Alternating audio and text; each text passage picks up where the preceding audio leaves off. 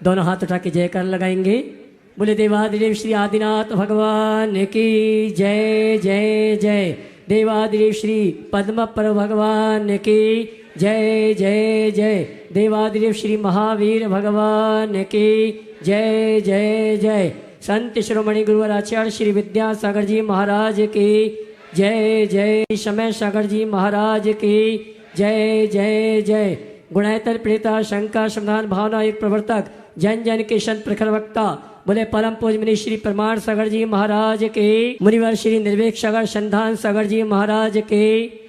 पंच कल्याणक प्रतिष्ठा महामहोत्सव के जन्म कल्याणक महामहोत्सव के देवी अहिल्या की नगरी मालवा की शान इंदौर के वैभव नगर परिसर में पंचकणक प्रतिष्ठा महामहोत्सव के मुख्य मंडप से सायंकालीन टीवी चैनल का बहुचर्चित विश्वविख्यात शंका समाधान के कार्यक्रम में हम और आप अपनी शंकाओं का समाधान गुरुमुख से प्राप्त करें। उसके पूर्व जनवाणी चैनल के माध्यम से जो इस कार्यक्रम को घर में बैठ के देखो सुन रहे हैं उन सभी का और यहाँ पर उपस्थित समस्त श्रावक श्राविकाओं का धर्म प्रभावना समिति सकल जैन समाज इंदौर हार्दिक अभिनंदन स्वागत करता है। चलते हैं प्रतिदिन की भांति परम पूज मुनिवर के श्री चरण नमन करते आशीर्वाद प्राप्त करेंगे और निवेदन करेंगे शंका समाधान के कार्यक्रम के लिए दोनों हाथ जोड़ लेंगे और मेरे साथ बोलेंगे हे मुनिवर नमोस्तु नमोस्तु नमोस्तु। और आइए गुरुवर के आशीर्वाद से हम और आप शंका समाधान का कार्यक्रम प्रारंभ करें। उसके पूर्व आप सभी से कहना चाहूँगा पंचकणक प्रतिष्ठा महामहोत्सव में आज जन्म कल्याणक महामहोत्सव का कार्यक्रम लोगों ने हर्षोल्लास और आनंद के साथ मनाया और वो क्षण नजर आ रहे हैं जब उदयनगर में पांडुशिला में हमारे इंद्रों ने अभिषेक करके अपने जीवन को सार्थक किया। मैं उदयनगर दिगंबर जैन समाज के पदाधिकारी समाज जन को सम्मानित करता हूं कि जिन्होंने बहुत ही अच्छी व्यवस्था वहां पर व्यवस्थित की और बहुत ही अच्छे ढंग से कार्यक्रम सानंद संपन्न हुआ। आइए चलते हैं हम और आप शंका समाधान का कार्यक्रम प्रारंभ करें। उसके पूर्व आज जिन्होंने गुणायतन से जुड़ने का अवसर प्राप्त किया है और जो सम्मानीय अतिथि हमारे बीच उपस्थित हैं इनका सम्मान का कार्यक्रम यहाँ पर संपन्न होगा। मैं क्रम से आमंत्रित करूंगा सर्वप्रथम सूत्रधार के रूप में गुणायतन से जिन्होंने जुड़ने का अवसर प्राप्त किया है महालक्ष्मी नगर इंदौर से भाई नीरज जी रूवी जी प्रसम जी हमारे बीच उपस्थित हैं। वे यहाँ परम पूज मुनिवर के श्री चरण नमन करते हुए आशीर्वाद प्राप्त करेंगे। जिन्होंने आज गुणायतन में सूत्रधार के रूप में जुड़ने का अवसर प्राप्त किया है और इनके सम्मान के लिए मैं आमंत्रित करूंगा हमारे इस महानुष्ठान के राजा श्रेयांश जी आए और सम्माननीय श्रीमान नीरज जी का सम्मान का कार्यक्रम संपन्न करें हमारे पंचकणक प्रतिष्ठा महोत्सव के महापात्रों की ओर से। आइए साहब और आप जोरदार ताली बजाकर का सम्मान करें। इसी क्रम में मैं आमंत्रित करूंगा जिन्होंने आज गुणायतन ट्रस्टी के रूप में जुड़ने का सौभाग्य प्राप्त किया सीए श्रीमान प्रशांत जी चिमनलाल जी वखारिया पायल जी प्रशांत जी वखारिया मुंबई महाराष्ट्र हमारे बीच उपस्थित हैं। वे आए परम पूज मुनिवर के श्री चरणों में नमन करते आशीर्वाद प्राप्त करेंगे और इनके सम्मान के लिए मैं आमंत्रित करूंगा हमारे वैभव नगर मंदिर कमेटी के श्रीमान विनोद जी और श्रीपाल जी साथ में हमारे मुकेश जी पाटौदी यजमान परिवार चातुर्मास आ जाए। सम्माननीय श्रीमान प्रशांत जी चिमनलाल जी वखारिया सीए परिवार मुंबई महाराष्ट्र इनका गुणायतन परिवार की ओर से पंचकणक प्रतिष्ठा महोत्सव परिवार की ओर से और वैभव नगर परिवार की ओर से सम्मान का कार्यक्रम संपन्न करेंगे। आइए इसी क्रम में जिन्होंने आज अपने जन्मदिन को सार्थक किया है ऐसे हमारे गया इंदौर निवासी स्वर्गीय हुकुमचंद जी के सुपुत्र भाई योगेश जी मोना जी श्रेयांश जी प्रज्ञा जी नरेंद्र रचना जी मन्नी देवी पद्मा देवी दिव्या पहल कशिश सुकृति जी और आगम जैन जिन्होंने आज जन्मदिन के अवसर पर गुणायतन ट्रस्टी के रूप में जुड़ने का अवसर प्राप्त किया। मैं सम्मान सहित आमंत्रित करूंगा भाई योगेश जी और मोना जी को पूरे परिवार के साथ वे आए और उनके सम्मान के लिए मैं आवाज दूंगा हमारे ग्रेटर ब्रजेश्वरी के अध्यक्ष महोदय भाई राजू जी जिन्हें आज संतवास का लोकार्पण करने का अवसर सौभाग्य प्राप्त किया है और साथ में हमारे प्रवक्ता अविनाश जी आइए और संदीप जी गंगवाल गुणायतन ट्रस्टी ये भी अजावे हमारे सम्माननीय योगेश जी मोना जी का गुणायतन परिवार की ओर से सम्मान का कार्यक्रम संपन्न करें और आप जोरदार ताली बजाकर इनका सम्मान करें। ताली आपकी बजने चाहिए। और आइए चलते हैं इसी क्रम में आज हमारे बीच में पारस चैनल के उपाध्यक्ष डायरेक्टर और गुणायतन के ट्रस्टी श्रीमान अनिल जी, श्रीमती सीमा जी, सोनम जी और हिमानी जी हमारे उपस्थित हैं। मैं सम्मान से आमंत्रित करूंगा। वे यहाँ परम पूज मुनिवर के श्री चरण वंदन करते हुए गुरु वंदना का सौभाग्य प्राप्त करेंगे और महोत्सव कमेटी सम्मान का कार्यक्रम संपन्न करेंगी। मैं आमंत्रित करूंगा हमारे इस अनुष्ठान के शोधन परिवार से वो आ जावे, साथ ही दीपक जी माधवत ये भी आ जावे और साथ में हमारे महाअनुष्ठान पंचकाल प्रतिष्ठा महोत्सव के संयोजक भाई हर्ष जी,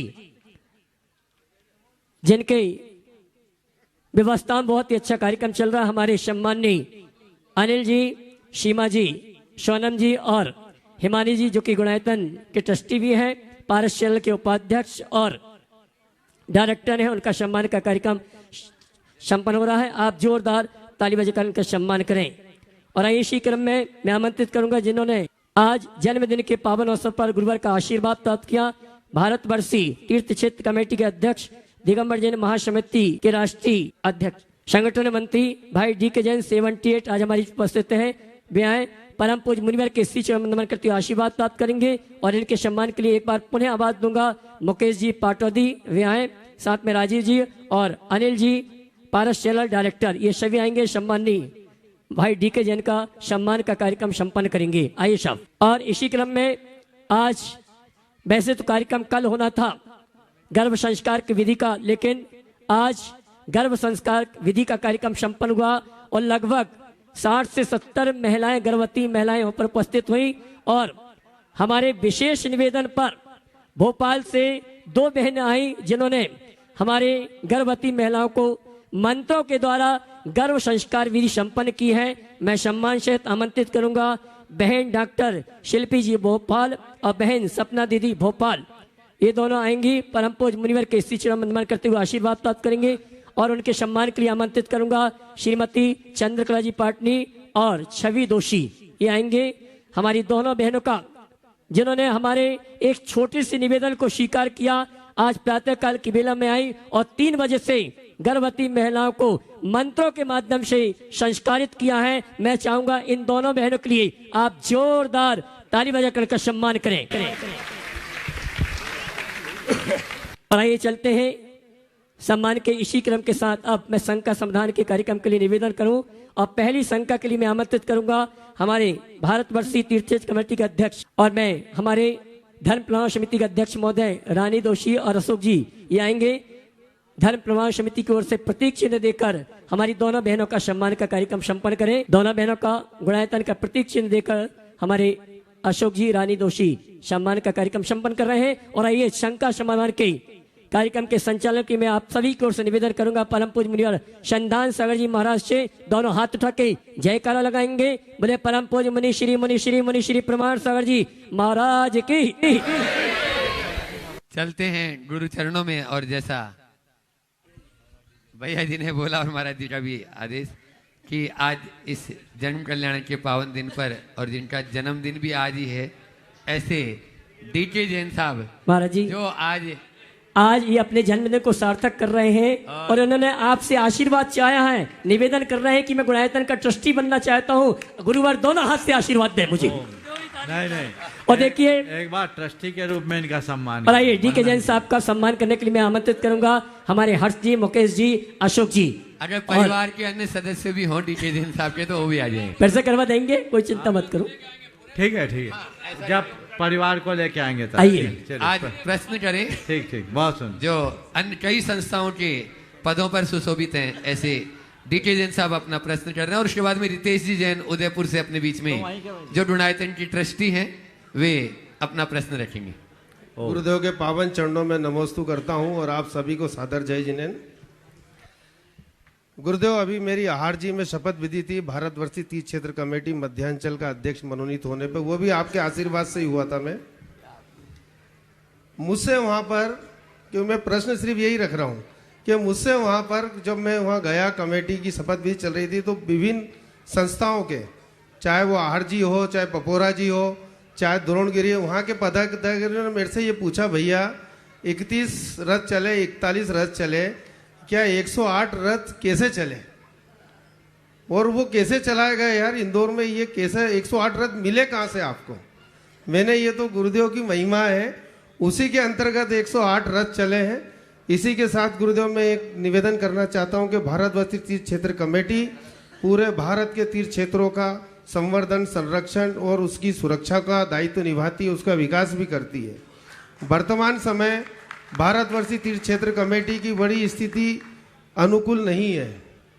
मैं चाहता हूं कि देश की आपके इस मंच से कि देश का प्रत्येक परिवार भले ही उस संस्था में 1 रुपए दान दे, लेकिन उस संस्था को इतना मजबूत बना दे कि हमारे तीर्थ क्षेत्रों पे आने वाली किसी भी प्रकार की विपत्ता को उस संगठन के माध्यम से, जो कि 125 वर्ष पुरानी देश की सबसे बड़ी जैन समाज की संस्था है वो, तो आप लोगों का दायित्व बनता है। मैं गुरुदेव से निवेदन करना चाहूँगा कि गुरुदेव, मैं तीर्थ क्षेत्र कमेटी की ओर से आपसे व्यक्तिगत रूप से निवेदन कर रहा हूं कि एक ऐसा संदेश पूरे भारत में दे दें कि जिससे कि भारतवर्षीय तीर्थ क्षेत्र कमेटी मजबूती से आपकी लड़ाई, क्योंकि अर्थ के बगैर सब व्यर्थ है, अगर अर्थ रहेगा तो सब कुछ होगा। नमस्ते गुरुदेव। देखिए, जहाँ तक 108 रथ के चलने की बात है, आपसे कोई पूछे कि 108 रथ कैसे चल गया, तो एक ही जवाब देना, हमें भी नहीं पता कैसे चल गया, पर चला है, इसमें कोई संशय नहीं। बस चल गया।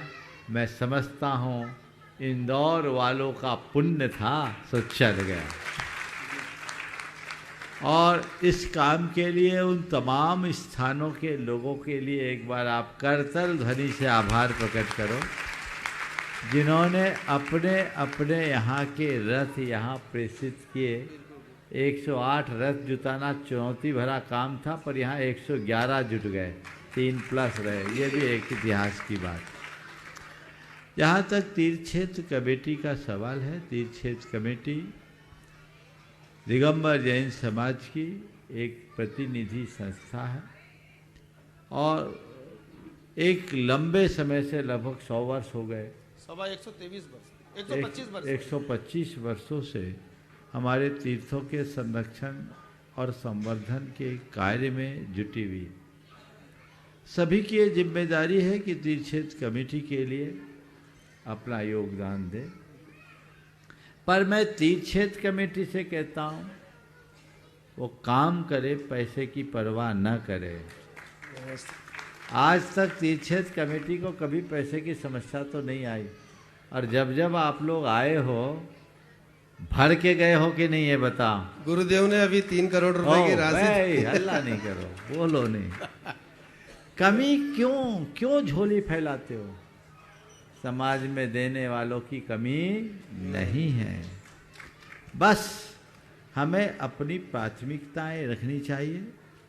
और देश भर के सभी श्रद्धालुओं से मैं कहना चाहता हूँ, तीर्थ भक्त बनो, तीर्थ निष्ठ बनो, और तीर्थ क्षेत्रों के लिए अपने हर मांगलिक कार्य में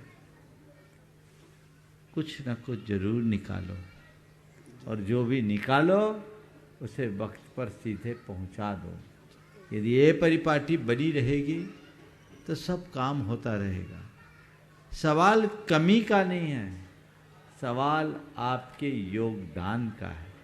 तो हमें अपना योगदान देने में कोई कोताही नहीं होनी चाहिए। बहुत बहुत आशीर्वाद। रितेश जी जैन उदयपुर जो डुणाइतन के ट्रस्टी हैं, अपना प्रश्न कर रहे हैं। और उसके बाद में सिंगापुर से अपने बीच में जो प्रमाणिक समूह से भी बहुत अच्छे से जुड़ी हैं, ऐसी रुचि जी बज अपने पूरे परिवार के साथ में। त्रय मुनिराजों के चरणों में नमोस्तु, छुल्लक जी के चरणों में इच्छामी। गुरुवर भावना योग में कहते हैं कि भावना में बड़ी शक्ति होती है। भावना योग में कहते हैं भावना में बड़ी शक्ति होती है। तो महाराज जी, हम उदयपुर वासी ऐसी क्या भावना भाएं कि भिंडर पंच कल्याण के बाद आपका अगला चतुर्मास हमको उदयपुर में मिले।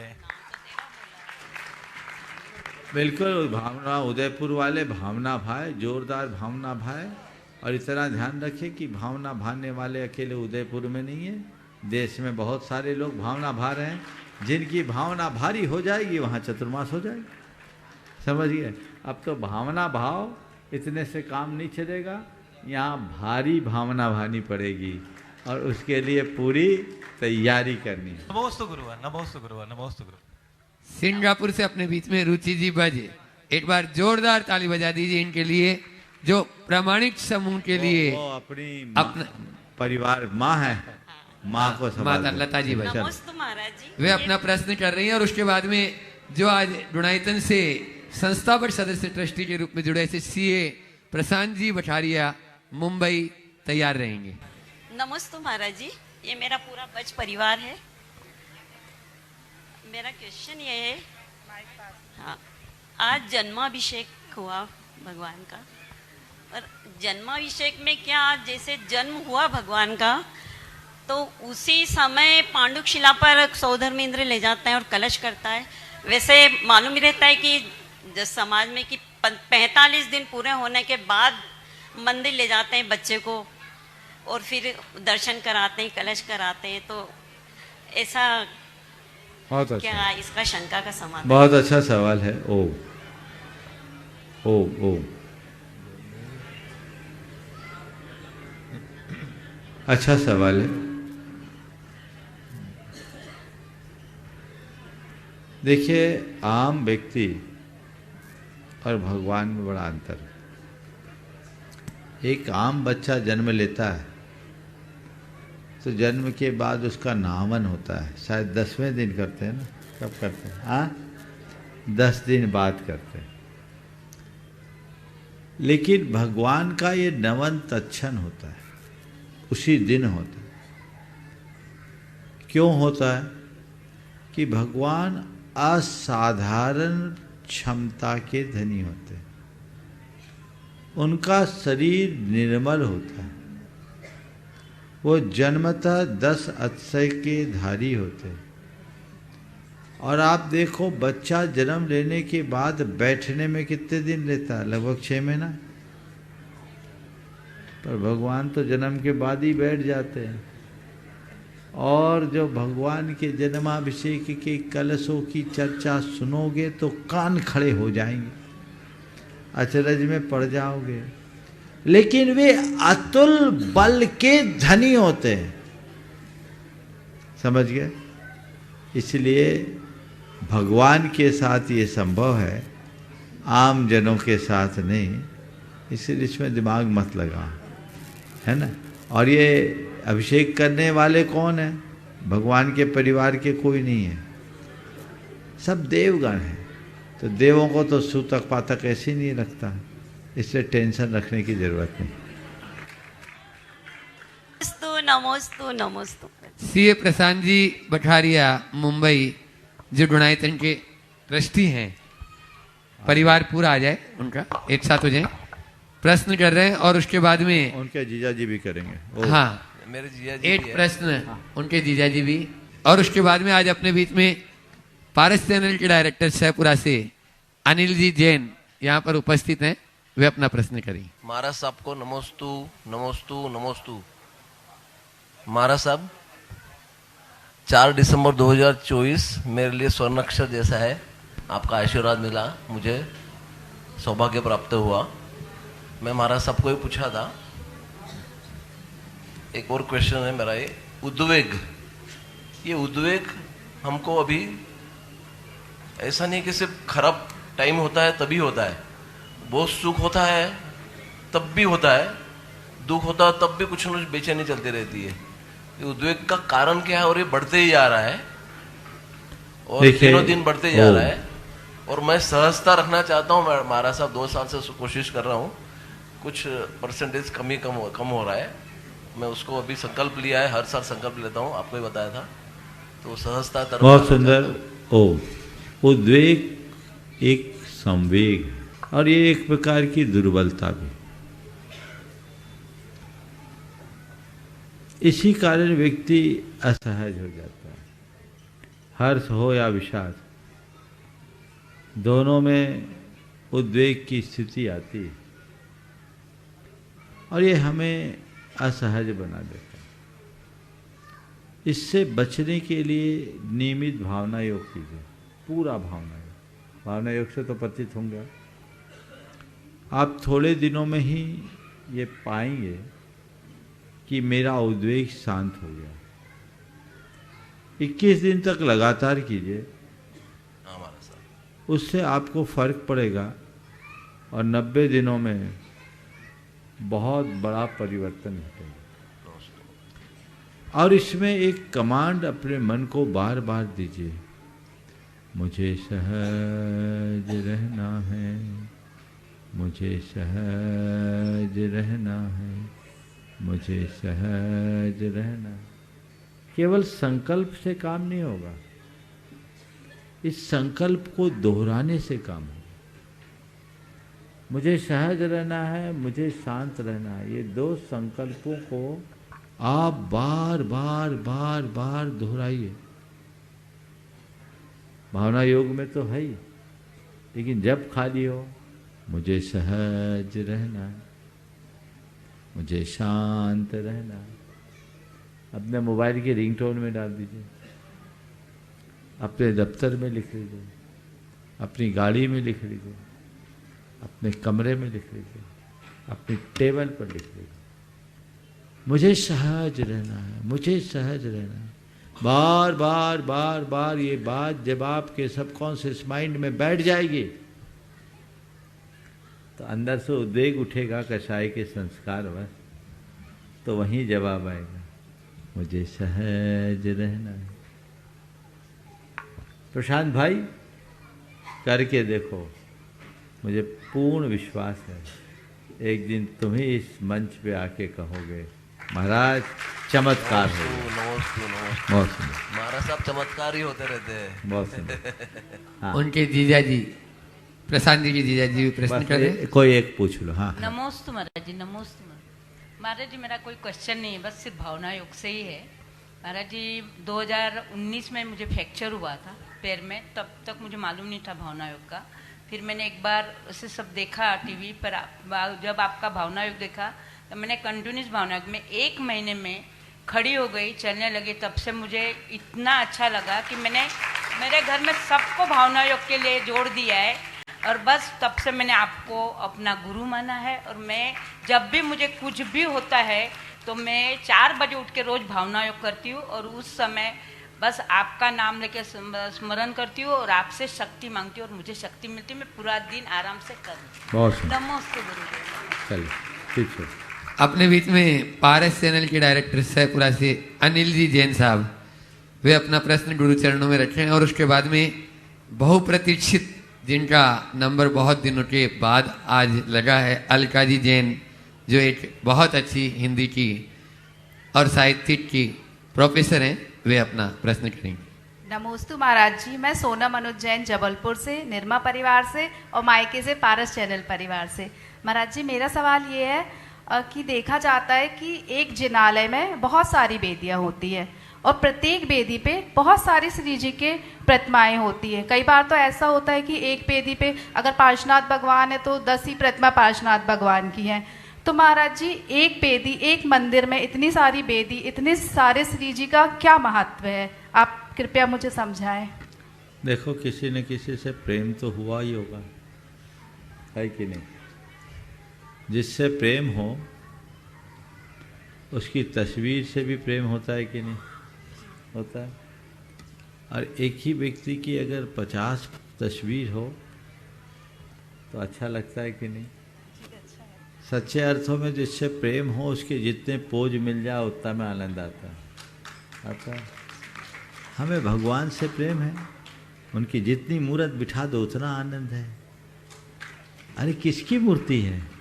उसकी मूर्ति जिसको हमने हृदय में बसा रखा है, जिसे हमने दिल में बिठा रखा है। तो हमें मूर्ति तो गिनना ही नहीं चाहिए, उन्हें देखकर अपने हर्ष को और बढ़ाना चाहिए। आहा,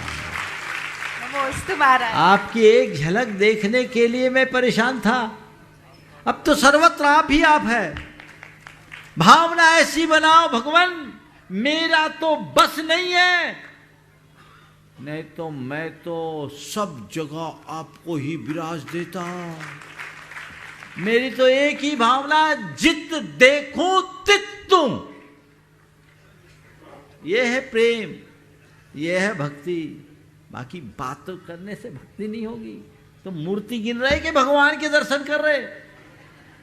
भगवान के दर्शन करोगे तो तुम्हें केवल भगवान ही भगवान दिखेंगे और हृदय आलास से भर जाएगा, और भगवान नहीं दिखेंगे तो मूर्तियां ही गिनते रहोगे, कितने हैं, कितने साइज के हैं, क्या है। उनको मत देखो। तो ये भावना है, ये प्रेम की अभिव्यक्ति है।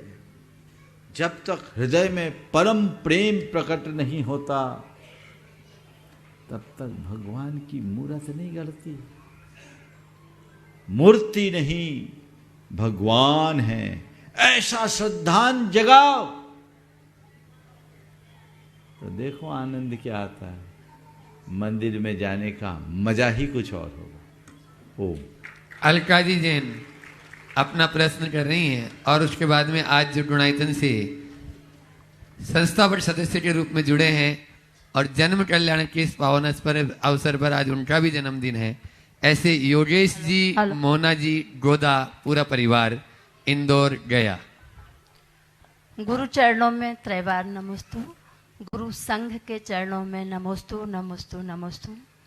महाराज जी, मैं बहुत खुश होती हूँ ये सोचकर कि 2016 में रतलाम में मैं पहली थी जिसने, मैं थाईलैंड की घटना बताते हुए आपसे प्रश्न किया था कि जैनिज्म में योग जैसी कोई चीज़ नहीं है, और आपने बताया था कि एक चल रहा है, शीघ्र ही प्रकट में आएगा, वो है भावना योग। महाराज जी, जब वो आया तब से मैं लगातार आपको गुरु रूप में नमन कर रही हूँ। 9 मिनट का भावना योग मैं लगातार पिछले कई वर्षों से कर रही हूँ और उसका मैंने रिजल्ट भी पाया है। महाराज जी, मेरा प्रश्न मैं पंक्तियों के माध्यम से रख रही हूँ कि अपने शैक्षणिक जीवन में कई बार छोटी कक्षाओं में जाने का जब अवसर मिला तो मैं अक्सर ये पंक्तियाँ कहती थी कि एक चिड़िया के बच्चे 4 उड़ते जाएं पंख पसार, पूरब से पश्चिम को जाएं, उत्तर से दक्षिण को आएं, घूम घाम कर घर को आएं, अपनी माँ को वचन सुनाएं, देख लिया जग सारा, अपना घर लगता है प्यारा। तो महाराज जी बच्चों को समझा देती थी, और उम्र के इस मोड़ पर देश विदेश की कई यात्राओं के बाद, कई सामाजिक गतिविधियों के बाद मैंने ये जाना कि घर और घर का सुकून सबसे अच्छा लगता है। तो मेरा प्रश्न ये है कि आप अपना कौन सा घर पाते हैं और जहां आपको सुकून के कुछ पल मिलते हैं? बहुत अच्छा सवाल किया है। पहले तो मैं कहूँगा नितिन सैफाली से, ये हिंदी की बहुत अच्छी प्रोफेसर भी है, हिंदी का प्रशिक्षण देती हैं और ये प्रमाणिक समूह के माध्यम से अपना काम करना चाहती हैं। जी महाराज। तो ये लोग अमेरिका में और पूरे विदेशों में जो NRIs को पढ़ाते हैं उसमें हिंदी का भी प्रशिक्षण देते हैं, दिलाते हैं। अगर आप अपनी सेवा देना चाहोगे जी मेरा तो ये आपका सही उपयोग होगा, इनको अपने साथ संबद्ध कर ले। महाराज जी, मेरा एक YouTube चैनल है। बहुत सुंदर, आप बात कर लीजिएगा, बहुत सुंदर। एक बार इनका जोरदार अभिनंदन कर दें। आपने जो पूछा है कि अपना घर सबसे अच्छा है, ये तो बिल्कुल सही है। और आपने पूछा है कि आपको अपना घर कौन सा दिखता है, तो मैं तो एक ही बात कहता हूँ, मेरा तो संबंध सभी से, सबसे मेरी स्नेह सगाई, सारा संसार ही मेरा घर है और हर व्यक्ति ही मेरा परिवार। आप लोगों का अपना तो इतना प्रकट होता है कि मुझे लगता ही नहीं कि मेरे से कुछ दूर है। मैं जब बाहर देखता हूँ सब मुझे अपने दिखते हैं, भीतर झांकता हूँ मेरा अपना दिखता है, सब जगह अपना है। इसलिए मुझे लगता ही नहीं कि क्या है।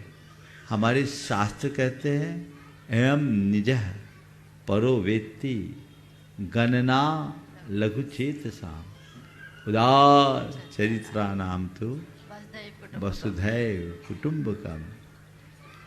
ये मेरा है, ये पराया है, ये तो हमारी छोटी सोच है।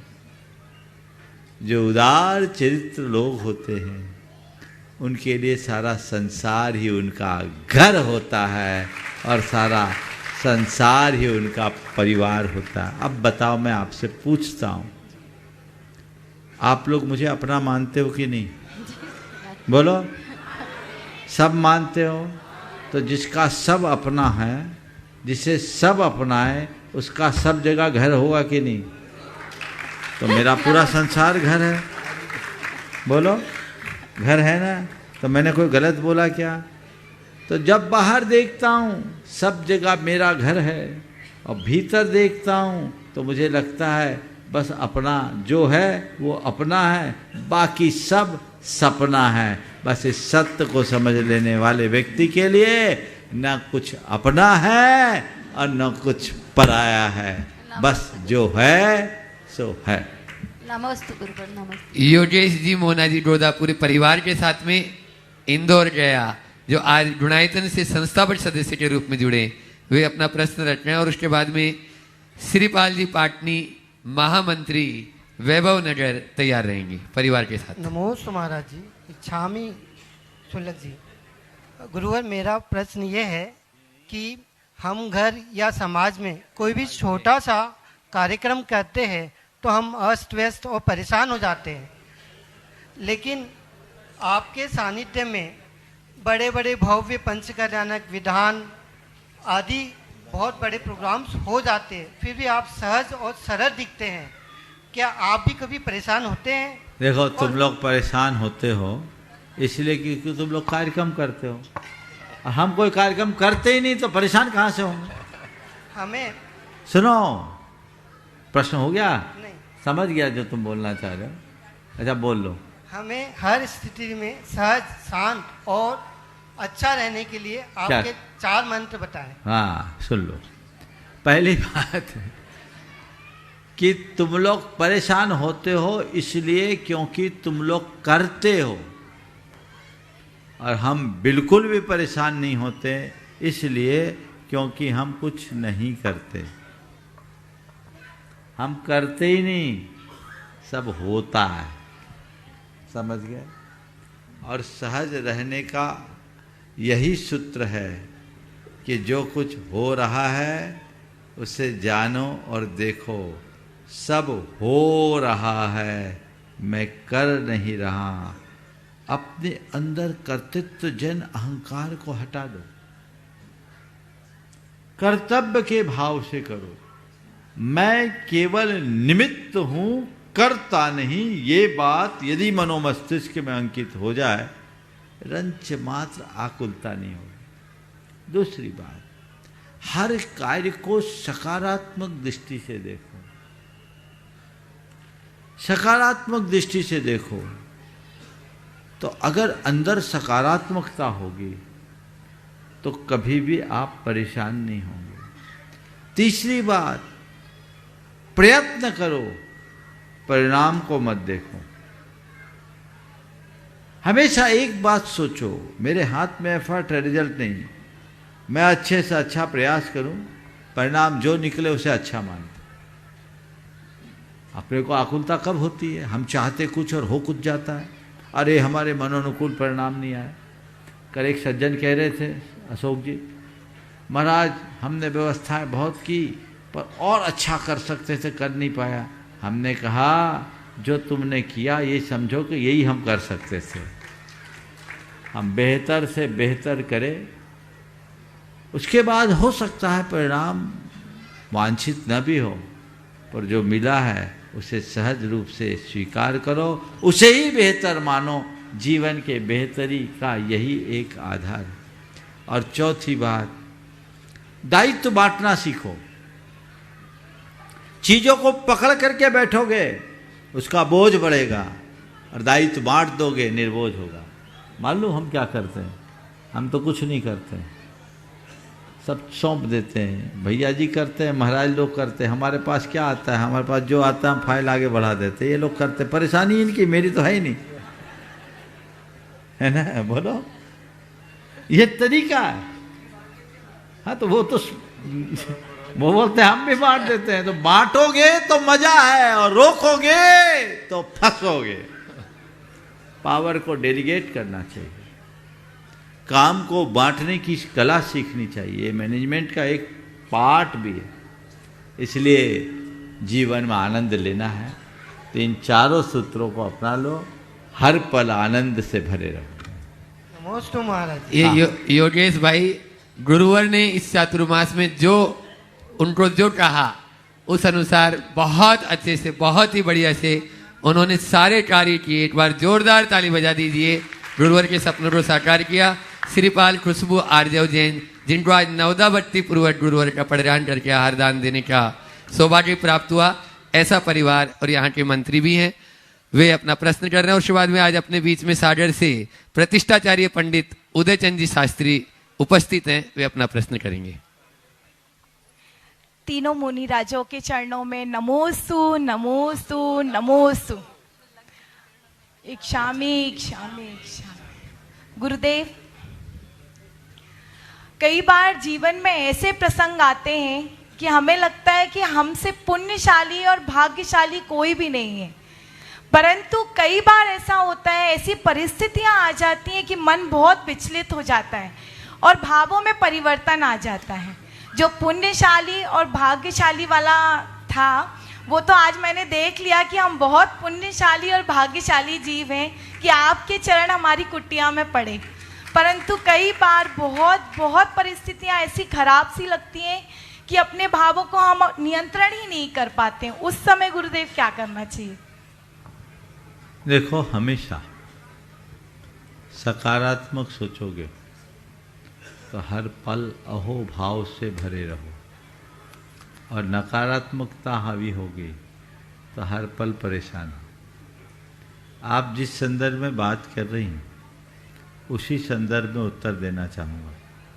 एक स्थान पर हम लोग 2 महाराज थे और 30-32 चौके लगते थे। स्वाभाविक है, दोनों के आहार होने में 30-32 दिन तो लग ही जाते थे। एक बहन जी का चौका लग रहा था, 20-22 दिन से एक के भी आहार नहीं हुए, और संयोग उसके बाजू के चौके में 4 दिन में हम दोनों के आहार हुए।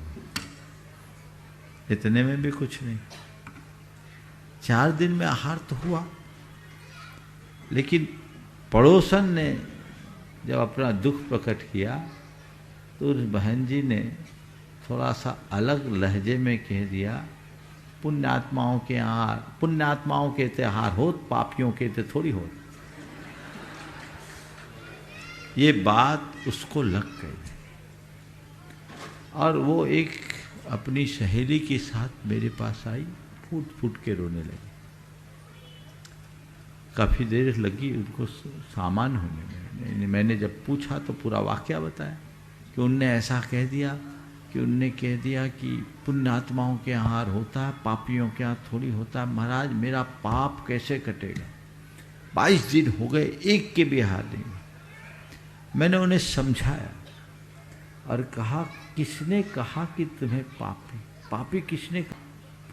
अरे पाप का उदय तो उनको है जिनको सब प्रकार की अनुकूलता होने के बाद भी साधु को आहार दान देने का भाव नहीं हो रहा है। पापोदय तो उनका है जो चाह करके भी चौका लगा नहीं पा रहे हैं। किसने कहा तुम्हारे पाप का उदय है? तुम अपना परम पुण्योदय मानो कि साधु का समागम करके रोज आहार दान देने का भाव कर रहे हो, शुद्ध भोजन कर रहे हो, पुण्य उपार्जन कर रहे हो। जहां था वहां 270 परिवार थे। हम बोले 270 परिवार में 25-30 परिवार को ये मौका है। तुम कितनी भाग्यशाली हो कि तुम्हारे मन में ऐसा भाव है, और न केवल भाव है, भाव होने के साथ साथ तुम्हारे पास बाहर भीतर की अनुकूलता है कि तुम चौका लगा पा रही हो। आहार का सवाल है तो साधु तो 1 अनार 100 बीमार है। जहां होगा वहीं होगा। आकुलता करने से तो किसी को नहीं होगा। संतोष रखो, भाव ना भाव, परिणाम निकलेगा। मैंने उन्हें संबोधा, उसके मन को राहत मिली। महाराज ऐसा तो हमने कभी सोचा ही नहीं था। हालांकि दूसरे दिन मैंने उनका पुण्योदय जगा दिया। आहार हो गया, निरंतर आहार हुआ, लेकिन धैर्य तो रखना पड़ा। पर ये नंबर तुम लोग मत लगाना। यहाँ कोई एप्लीकेशन आएगा तो 3 दिन का सूतक लगा दूंगा, मामला गड़बड़ हो जाएगा। लेकिन समझ रहे ना, तो भाव अच्छे रखने चाहिए। कभी मन में हीनता का भाव नहीं आना चाहिए। और एक बात सदैव ध्यान रखना, क्रिया मात्र से फल नहीं मिलता, भाव का फल मिलता है। एक आदमी दे करके भी वह लाभ नहीं ले सकता जो केवल देने की भावना से अर्जित हो सकता है। इसलिए हमेशा जब भी उथल पुथल हो, सकारात्मकता से सोचना शुरू करो, सुपरिणाम आएगा। पूरे पूर्वी क्षेत्र के लोग इस समाधान से कुछ समाधान पाएंगे, ऐसा मेरा मानना है। प्रतिष्ठाचार्य पंडित उदयचंद जी शास्त्री सागर, और वे अपना प्रश्न गुरु चरणों में कर रहे हैं। मैं चाहूंगा धर्म प्रभावना समिति के अध्यक्ष और महामंत्री जी दोषी जी और हर्ष जी उत्तर के बाद उनका वहीं सम्मान कर देंगे। अभी प्रश्न और उत्तर हो जाए, उसके बाद में चंद्रकला जी पाटनी रांची तैयार हैं। परम पूज्य मुकेश जी भी जाएंगे। परम पूज्य प्रामाणिक संत भावना योग प्रवर्तक गुरुदेव के पावन चरणों में ससंग नमोस्तु नमोस्तु नमोस्तु। गुरुदेव, आज हम आदिनाथ पुराण के प्रसंग में गर्भान्वय आदि क्रियाओं को जानकर गर्भ संस्कार, जात संस्कार, कर्तव्य क्रियाएं भी करते हैं, परंतु आज की वह जनरेशन उतनी अच्छी संस्कारों के बाद भी देखने में नहीं आ रही है। जबकि आचार्य भगवान गुरुदेव का जब जन्म हुआ तब इसका शास्त्रों में तो उल्लेख था, पर उस समय संस्कार प्रचलन में नहीं थे।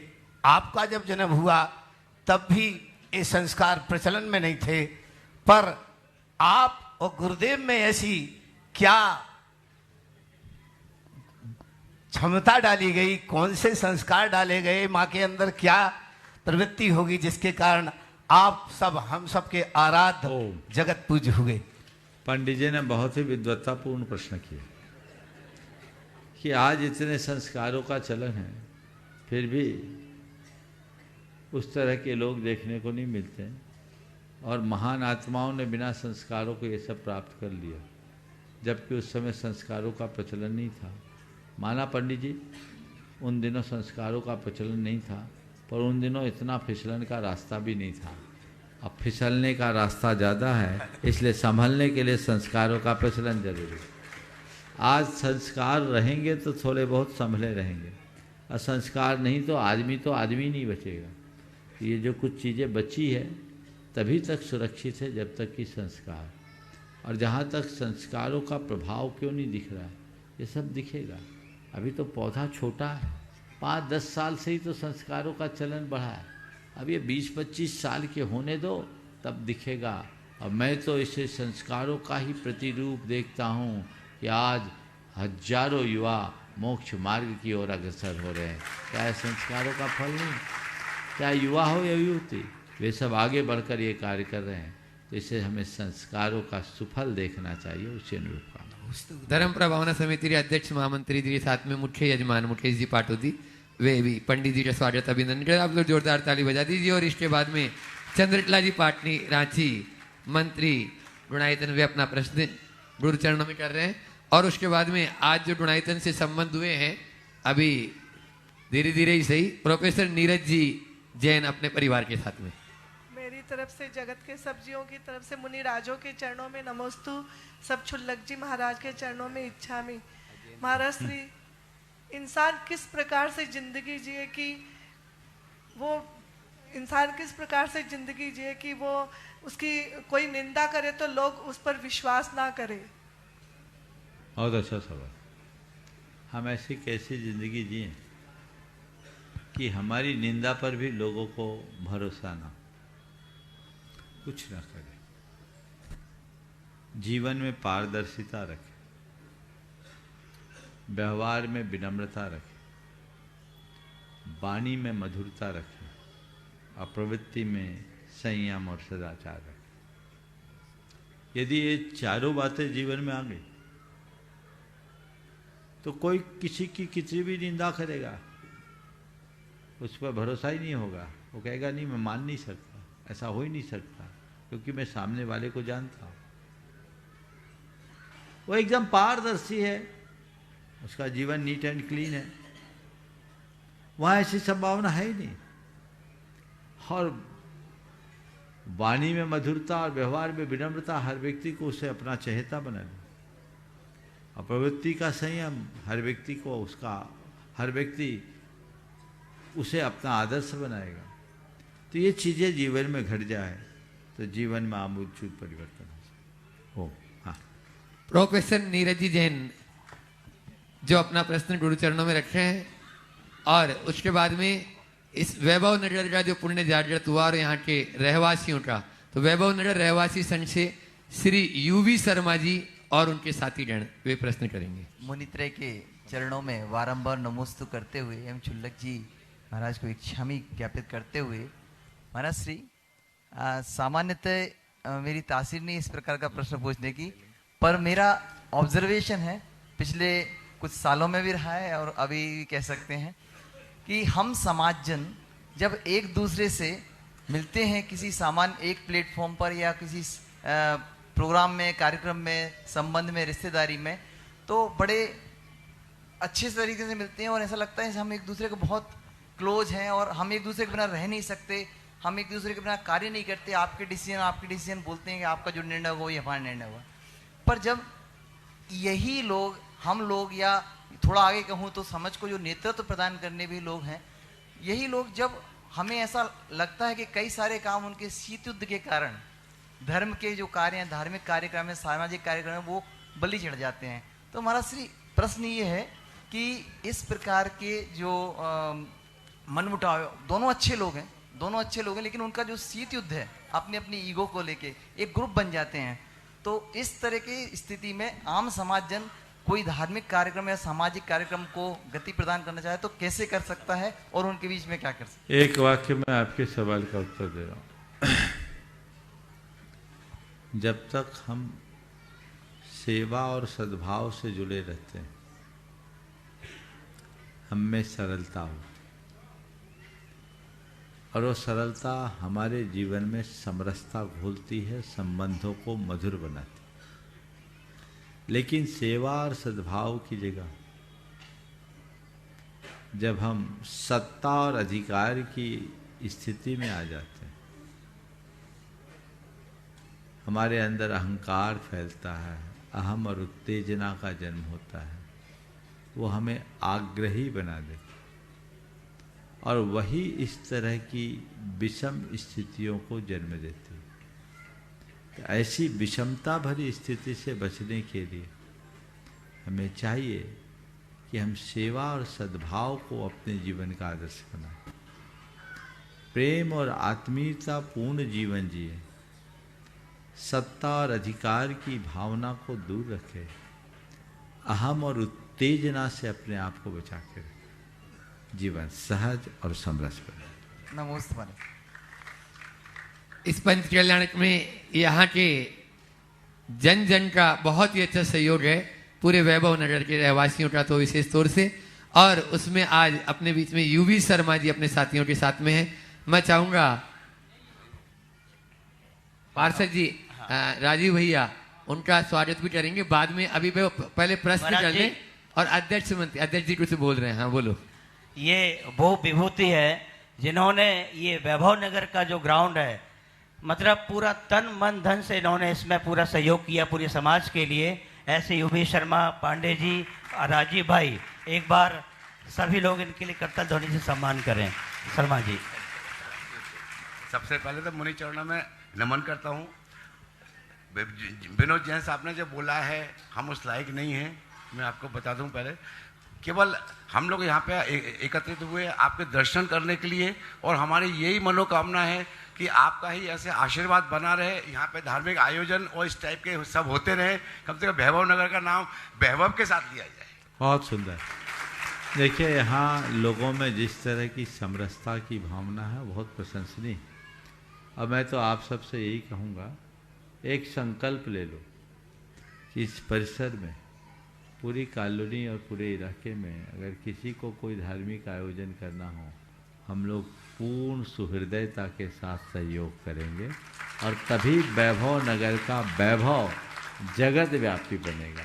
हमें अच्छे कार्य के लिए इस तरह के स्थलों का उपयोग करते रहना चाहिए और सभी को इसका ध्यान रखना चाहिए। एक बार पुनः इन सभी का आप सभी जोरदार अभिनंदन करें और एक बार अपने ही लाडले राजीव भाई का भी अभिनंदन अशोक जी और मुकेश जी कर दीजिए। बहुत कर्मठ और जुझारू व्यक्तित्व है। पार्षद होने के उपरांत भी ऐसा हर्ष भी साथ में जाएंगे। हर्ष पार्षद राजीव का भी करे, वैभव नगर वालों का भी करे। ऐसा कोई दिन कभी ऐसा कोई दिन नहीं गया जब राजीव उपस्थित नहीं हुए हैं और इस जगह के पूरे व्यवस्था में भी इनका योगदान है। वैभव नगर वाले का भी सबका सम्मान करें। और हर्ष भाई कुछ अपनी बात बोलना चाहते हैं तो बोल दीजिए। हाँ बोलो ना। हाँ हर्ष बोले। हाँ, धर्म प्रभावना समिति के महामंत्री हर्ष जी पूरी समिति के साथ में अपनी बात कह रहे हैं और उसके बाद में नितिन सेपाली जी तैयार रहेंगे। समय थोड़ा ही बचा है। गुरुदेव के चरणों में बारंबार नमोस्तु नमोस्तु नमोस्तु। गुरुदेव, कल प्रवचन में मैंने सुना था नीति, नियत और उसके साथ में नियम, तीन बातें तो हो गई, लेकिन गुरुदेव सारे लोग नाटक में अपना जीवन जी रहे हैं। तो मैं ये चाहता हूँ, चाहे वो मेरे लिए ही, आप मेरे लिए संबोधन करके बताएं कि चौथी बात आपकी जो चार बातें चलती वो कौन सी हो जिससे नाटक हट जाए और चौथा शब्द आपका जुड़ जाए उसमें, जिससे मेरा जीवन धन्य हो जाए। नीति, नियम, नियत और नाटक है। नाटक को हटाने के लिए एक ही काम है, निष्ठा को जगा लो। तो नीति, नियम, नियत और निष्ठा हो तो सारे नाटक खत्म हो जाएंगे। आज निष्ठा का भाव दिख रहा है। चलिए नितिन जी से नितिन भैया यूएसए जो शिरोमणि संरक्षक मंडल के अपना प्रश्न। नमोस्तु गुरुवर इच्छामी महाराष्ट्री। महाराष्ट्री, आज का दिन ऐसा शुरू हुआ कि सुबह तो सबसे पहले शांति धारा करने को मिली, फिर उसके बाद शेफाली के द्वारा जन्म के सारे संस्कार हुए पीछे गर्भगृह में, उसके बाद हवन करा, उसके बाद जब पांडुशिला पे नवन करा तो लगा आज का दिन और क्या बेहतर होगा, और फिर आपके चरण घर में पड़ गए महाराष्ट्री। तो ये दिन रोज कैसे आए, कैसे हमारे भाव ऐसे हम करें कि हम आगे बढ़े और किसी दिन समाधिपरण हो सके, ये भावना, ये आशीर्वाद। ये दिन भी रोज आ सकते हैं अगर रोज रोज गुरुओं का समागम मिलता रहे। बिल्कुल। इसलिए अब अमेरिका से धीरे धीरे इधर का ड्यूरेशन बढ़ाना शुरू करो तो आनंद ही आनंद होगा। चलिए नमस्ते महाराज। हाँ कुछ बोला। और आगे के कार्यक्रम की सूचना और कल के प्रोग्राम की जानकारी प्रतिष्ठाचार्य हमारे बीच में बाल ब्रह्मचारी अभय भैया जी, नितिन भैया जी यहाँ पर क्या है? कल के कार्यक्रम की सूचना आप तक प्रेषित कर रहा हूँ। कल प्रातः 6:30 बजे से नैमित्तिक अभिषेक पूजन और जन्म कल्याणक की पूजन होगी। 9 बजे परम पूज्य मनीषी के मंगल प्रवचन का कार्यक्रम होगा और कल तप कल्याणक का महामहोत्सव है और 12:30 बजे से तप कल्याणक की क्रियाएं प्रारंभ हो जाएंगी और परम पूज्य मुनिवर के माध्यम से यहाँ पर 15 मुनि दीक्षा होंगी। 15 मुनि दीक्षा होंगी और ये कार्यक्रम लगभग 2:45 बजे तक चलेगा। उसके पश्चात बता रहा हूँ 15 मुनि दीक्षा तय है और किसकी होगी ये सब कल पता चलेगा। क्या बात है। बिल्कुल, इसमें कोई संशय नहीं है। 15 मुनि दीक्षा होगी, खबर फैला दो जी। हाँ हो जान दो। बिल्कुल, और महाराज के कर कमलों से ही होगी, चिंता करने की जरूरत। समय बताओ। और महाराज ये दीक्षा एक जगह नहीं होगी, 2 जगह होगी। उसके बाद ज्यादा क्यों करता है? 15 का टाइम बताओ ना। हाँ जी, लगभग 2:40 के बीच में। लगभग नहीं, 2:40 पर होगी। 2:40 पे दीक्षा होगी। और महाराज जी एक विशेषता ये है कि जिस समय यहाँ आप 15 दीक्षा देंगे। बाकी आगे बात करने की जरूरत जी चलिए आइए। अब समय हो गया, यहीं पर विराम। आप सब जो समयबद्ध तरीके से आएंगे और उनका आनंद लेंगे। महाराज ये कह रहे हैं नवरत्नों की तो नहीं होगी, नहीं तो अपनी घरवाली को भी लेके आए, उनकी हार का दीक्षा दे दे आप। अब बता तो रहे किसकी दीक्षा होनी है, सब कल पता लगेगा। बहुतों की होगी। अब 16वां कोई आना चाहे तो वो भी हो सकता है, वैकेंसी निकल सकती है। 15 तो तय है, ठीक है ना जी। आइए हम और आप सामूहिक आरती प्रारंभ करेंगे। और कल रात्रि में हमारे जो 8 मंदिर हैं, 8 मंदिर के महिला मंडलों की सामूहिक एक प्रस्तुति यहाँ पर होगी। और सभी महिला मंडल को लगभग हमने 10 से 15 मिनट का समय दिया गया है। 15-15 मिनट में अपनी प्रस्तुति यहाँ पर देंगे। और परसों शमोषण मंदिर के लिए हमने प्रस्तुति के लिए समय दिया है। आरती प्रारंभ करें।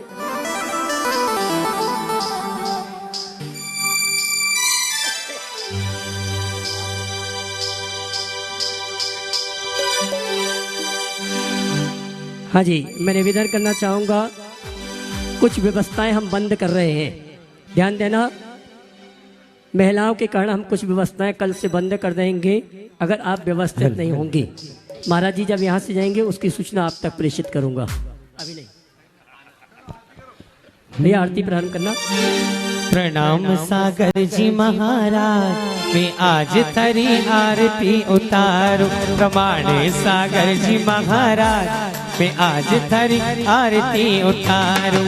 आरती उतारूं तारे मूरत निहारूं। प्रमाण सागर जी महाराज, आज तारी आरती उतारो। प्रमाण सागर जी महाराज, आज तेरी आरती उतारूं।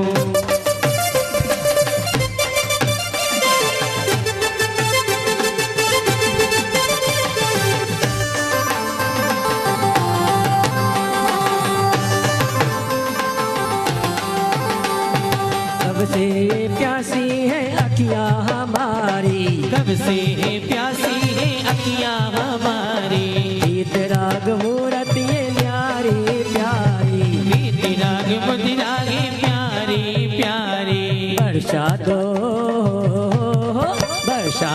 अमृत आज, आज तारी आरती उतारो। वर्षा दो अमृत आज, आज तेरी आरती उतारूं। दोनों हाथ अपने ऊपर खोलते हुए